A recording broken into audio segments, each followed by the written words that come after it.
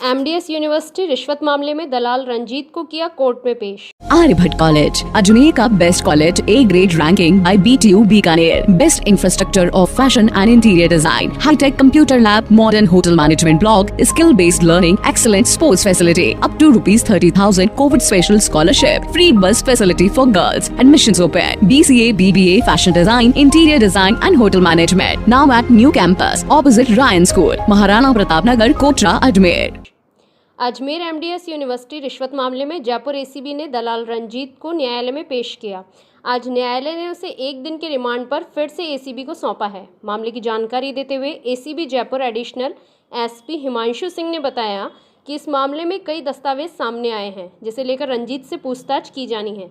उन्होंने बताया कि रंजीत द्वारा विभिन्न निजी कॉलेजों से अलग अलग मामलों को लेकर पैसों की डिमांड की जाती थी और इसी प्रकरण में 40 से 50 फाइलें जब्त की गई हैं, जिन पर जांच की जानी है। एसीडी ने 3 दिन की पुलिस अभिरक्षा मांगी थी। 1 दिन की पुलिस अभिरक्षा माननीय न्यायालय ने उन्हें दी है आगे इन्वेस्टिगेशन के लिए।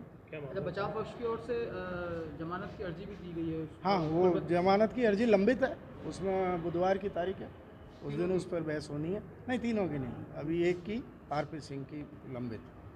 रंजीत की कोई अर्जी अभी नहीं पेश की।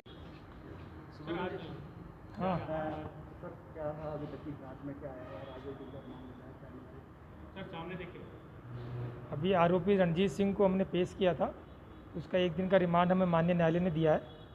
रंजीत से काफ़ी सारा टेक्निकल डेटा और जो रिकॉर्ड के आधार पर डेटा हमको मिला है और काफ़ी सारी कॉलेजेस के बारे में इनके द्वारा जो चैट के ऊपर बातें की गई हैं, उस संबंध में बहुत सारा हमारे पास फैक्ट्स हैं जिनके परिप्रेक्ष्य में हम इनसे अनुसंधान कर रहे हैं और किया जाना है।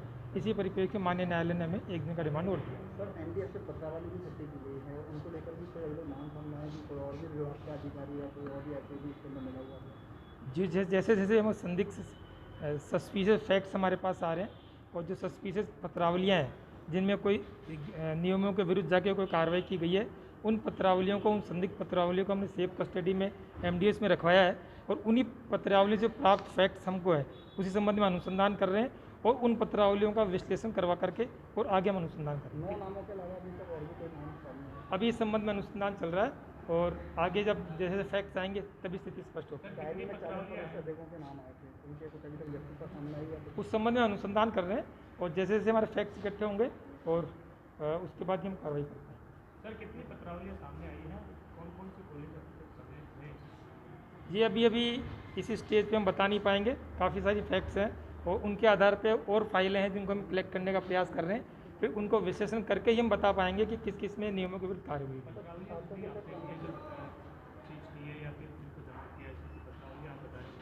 अभी 40-42 फाइलें तो हैं, अभी और कॉलेजेस का हम उसमें जाँच कर रहे हैं, उसके बाद ही बता पाएंगे। 42 कॉलेज तो सम्मिलित हैं? सम्मिलित नहीं है, 40-42 पत्रावलियाँ ऐसी हैं जिनके बारे में हमें सस्पिशियस फैक्ट्स प्राप्त हुए हैं। अब हम उसकी जांच कर रहे हैं कि उसमें कोई नियमों के विरुद्ध कोई कार्रवाई हुई है या नहीं हुई। रंजीत के जो बैंक खाते थे उसमें कितना ट्रांजैक्शन हुआ अभी तक तो सामने आएगा? जी, रंजीत के जो खाते थे बैंक खातों में कितने लाख का ट्रांजैक्शन हुआ?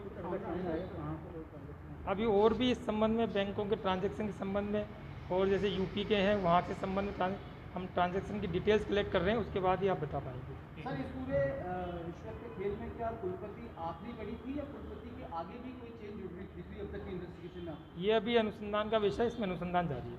ऐसा संदेह बना हुआ है कि इसी के पास ही कुलपति के आगे भी चेन बनी हुई है? भाई, अभी तक जो हमारे पास फैक्ट्स आए हैं उस पर हम काम कर रहे हैं, आगे कोई ऐसे फैक्ट्स आएंगे तो उसके बारे में आगे अनुसंधान